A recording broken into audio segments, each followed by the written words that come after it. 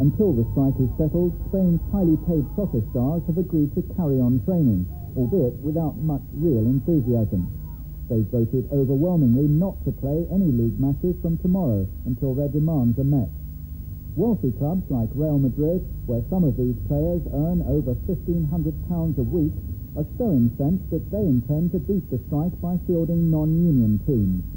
So, schoolboys and amateurs, almost anyone in fact who wants a game, are being put through their paces to ensure a league programme of sorts goes ahead on Sunday as scheduled. There wasn't a picket in sight outside the stadium as the rebel soccer stars stayed at home. Spanish police, however, fearing an angry backlash from disappointed fans, were out in some force.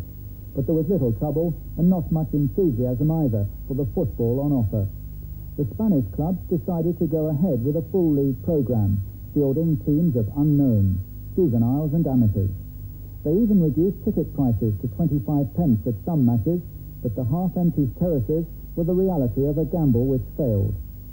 For Terry Venables, the former Queen's Park Rangers manager now in charge at Barcelona, it was not quite the home debut match he'd expected. Although he's not on strike, Steve Archibald, Barcelona's new signing from Spurs, wasn't here to see the amateurs win a famous victory and put the team on top of the Spanish league. The strikers say they'll not play a game until the clubs pay up over £3 million they're owed in wages and bonuses.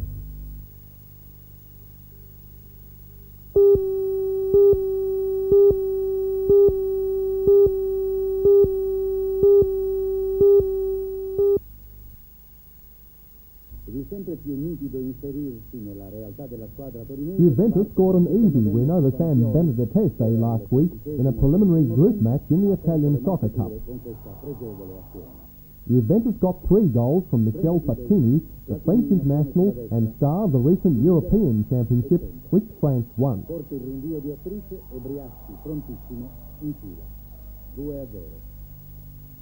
The Turin side coasted to an easy 5-0 victory. Platini scored in the 49th and the 52nd minute and scored his hat-trick from a penalty kick in the 70th minute. Other Juventus goals came from Paoli in the 13th minute and Braiaschi in the 34th minute.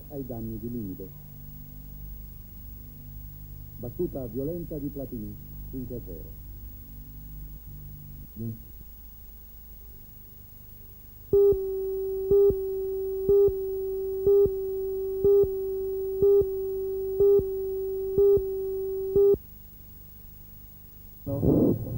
University went into the game as the firm favourite, going through the season unbeaten. In the season's big one at number 2 Sports Ground today, University continued on its winning way, running in 4 tries to no each 2. All University's tries came in the first half, including this one by fullback Nick Wright.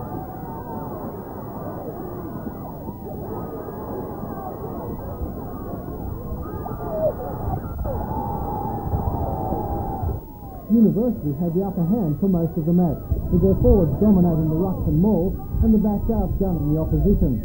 Mayfield East scored their 2 tries in the final 10 minutes of the game, but it was too late despite the courageous last stand. For University, the win was the first grand final victory in more than 15 years, and a win that proved they were the undisputed champions of this year's rugby season.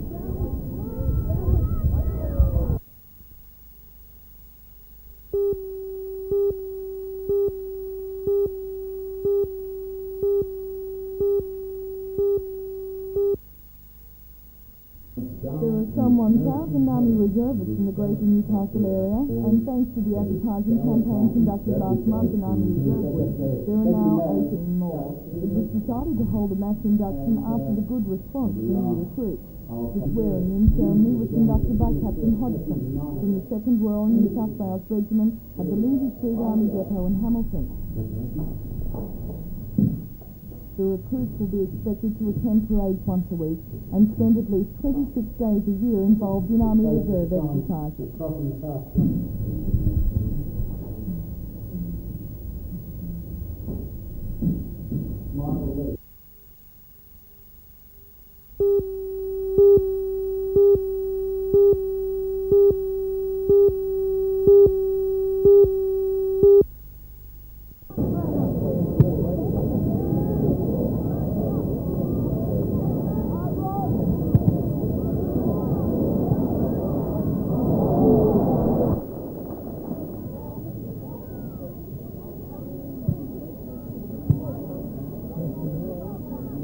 just been selected in.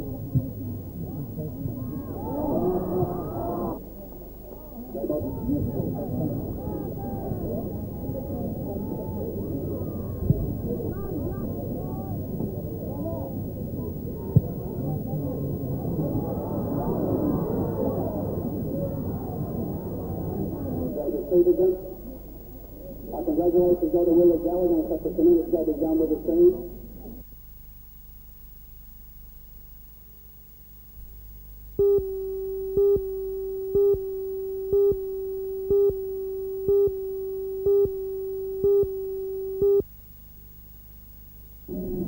Although the first day of Mini-Look 84 was deemed a success with its exhibits and the popular Carnivale, organisers say yesterday's attendance was double that of the previous day.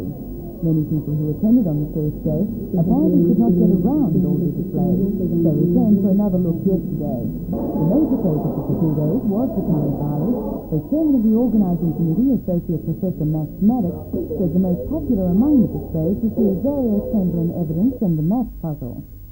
Exceeded our wildest dreams and sort of the reaction to people to the things that we've been putting on. Had people come out at 5:15 yesterday afternoon saying how pleased they were and that they wanted to come back tomorrow, and they were bringing more people back. And the attendance today, of course, has been double what it was yesterday, and so we're extremely thrilled with everything that's happened. Will the committee consider making it an annual event? I'm afraid we couldn't consider it to be an annual event. It's pretty wearing exercise mounting an operation of this size, and of course we do it on top of our ordinary teaching and research, and I think probably our next one will be maybe 3 years' time.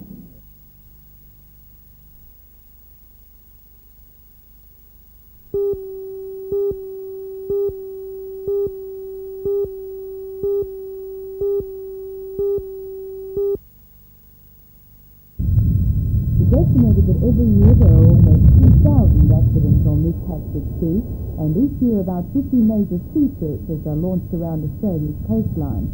Mr. Morris says more than half of these major searches involve small pleasure craft or fishing vessels. He says it's particularly important then that small boat owners were made aware of the dangers of the American-made buoyancy vest called America's Cup.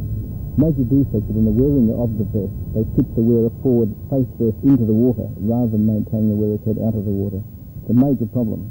Well, obviously these vests have been allowed to set free. Are our standards sufficient? The standards are adequate. What's happening here, they are not being observed. Well, what's the answer? What can we do? The answer is to alert the authorities to it and have the people aware of the deficiencies and aware of the dangers associated with boating.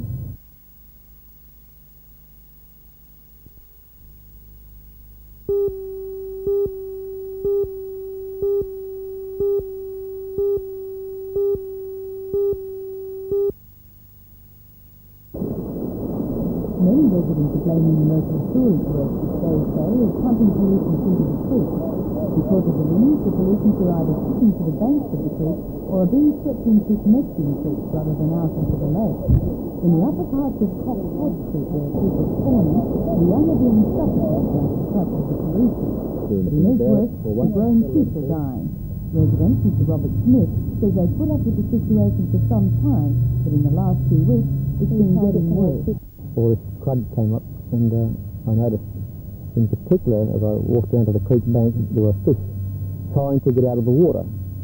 And several fish on the bank, as you can see there, were trying to get out of the water. I shoved them back in the water, for our fish, and they just went mad and sort of forced their way back on the creek bank again. Normally when we have this sort of a situation, the fish die and then we get this overpowering stink, and that's what people complain about this flood. I don't know what they can do about it, to be quite honest, but it certainly doesn't look too bright to me at all. I don't know.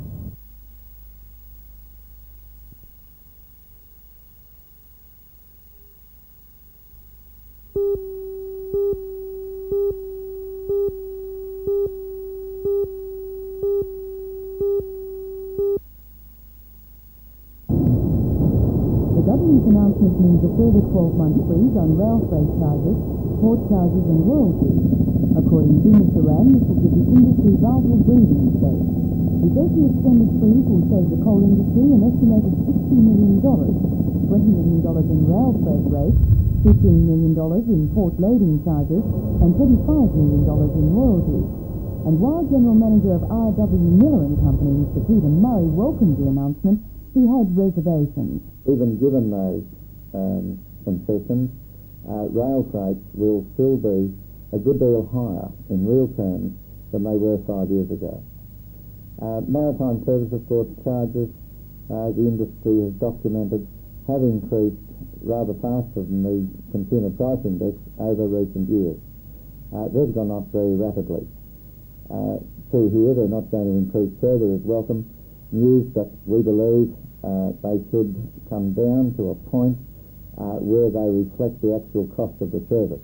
Is Mr Rand doing all he can to help the coal industry, or could he do more?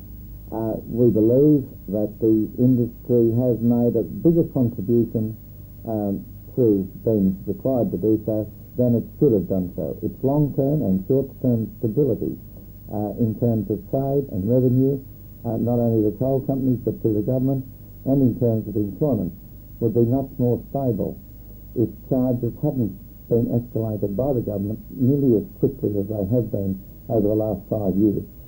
In fact, they would have been better to have let us bake the cake before they took their slice of it. In fact, what the government has done is taken their slice before we got it out of the oven.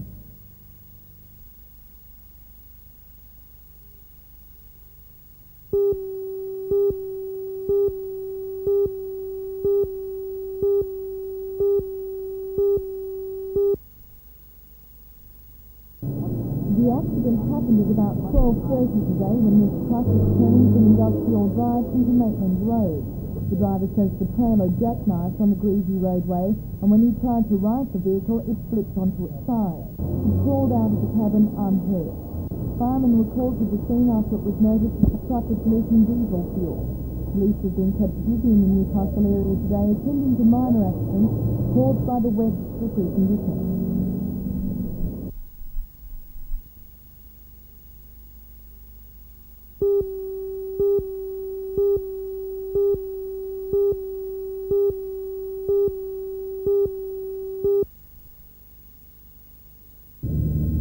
Local bowlers Darby Ross, the Australian champion of state champions, and 3 times winner of this tournament, Barry Salter, were matched in this afternoon's first round.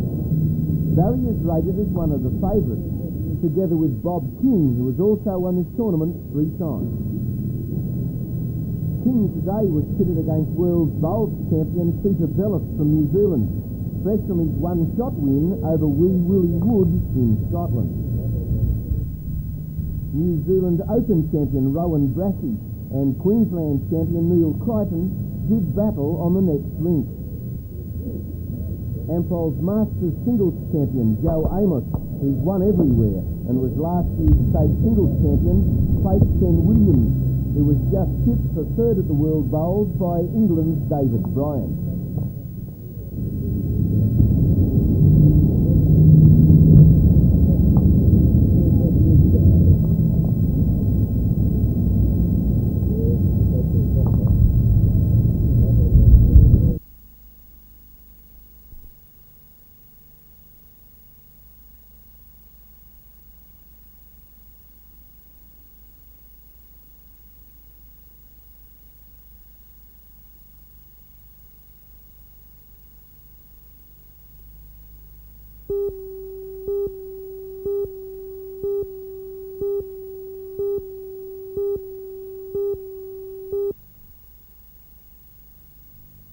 Their lack of progress, their lack of leadership, their lack of planning, and Newcastle City Council will have to smarten up.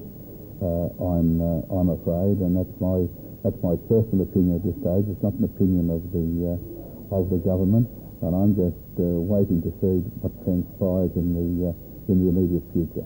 I know that the public are concerned about the council in some ways in relation to having a debate within council, but the work behind the scenes in the council is going quite well, and committees are being formed and action is being taken, and the council showing a skill in being able to administer itself. That skill's always been there, it's just been clouded by some of the personal issues that have developed. And those matters that council can resolve, council should address themselves to those matters rather than the bickering that seems to go on.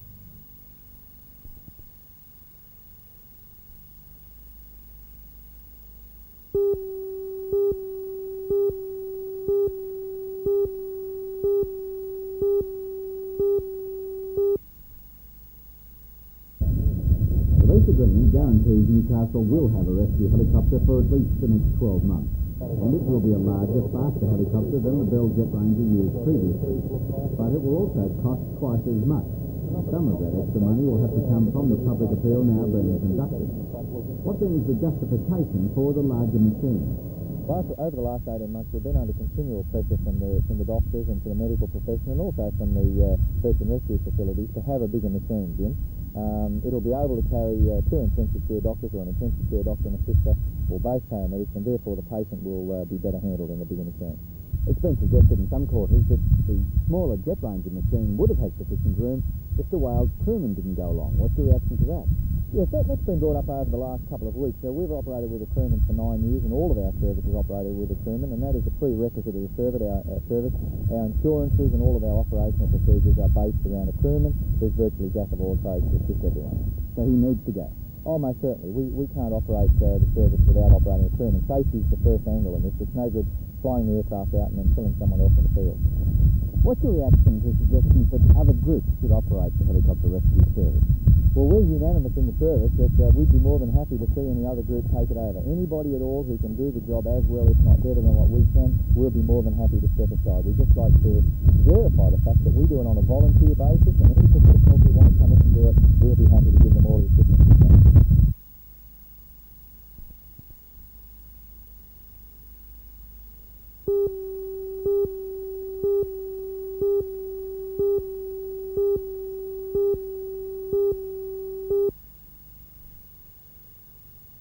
There are many companies that claim, at least, they've never heard of the scheme.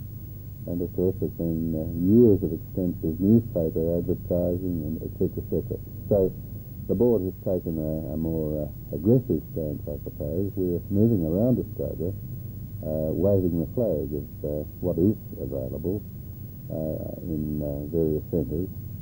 And we're delighted to be here in Newcastle because we see great opportunities for development in various ways in Newcastle, quite apart from its traditional heavy engineering and steel areas.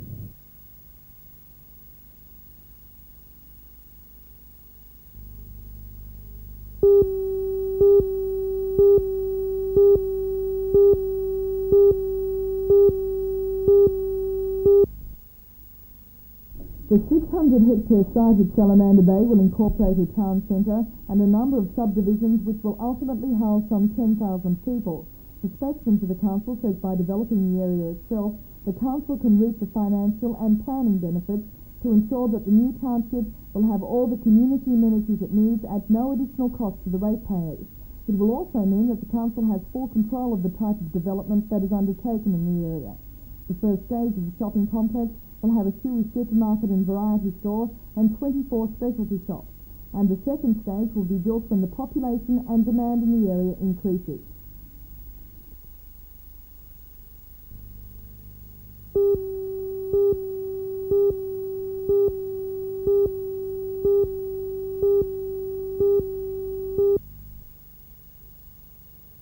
At Adamstown Oval last week, when Rosebud were 3 points off the 5, the pressure was on them to overcome equal 5th place Penrith City to keep their chances alive. The local boys did it 1-0. So now on Sunday, in an away game against Sydney, Croatia, the pressure is even greater. Rosebud is now just 1 point outside the 5, with 3 matches remaining. The loss of the informed Derek Todd, who's now battling in, and John Macquarie under suspension, Rosebud will be hoping for big games from replacements Steve Allen and Bernard Kirby. But Rosebud are a team on a winning streak, and as they've shown their supporters already this year, they respond to pressure. Penrith last week, Sydney, Croatia this week, then watch out the rest. That's the scenario Newcastle soccer fans are hoping for.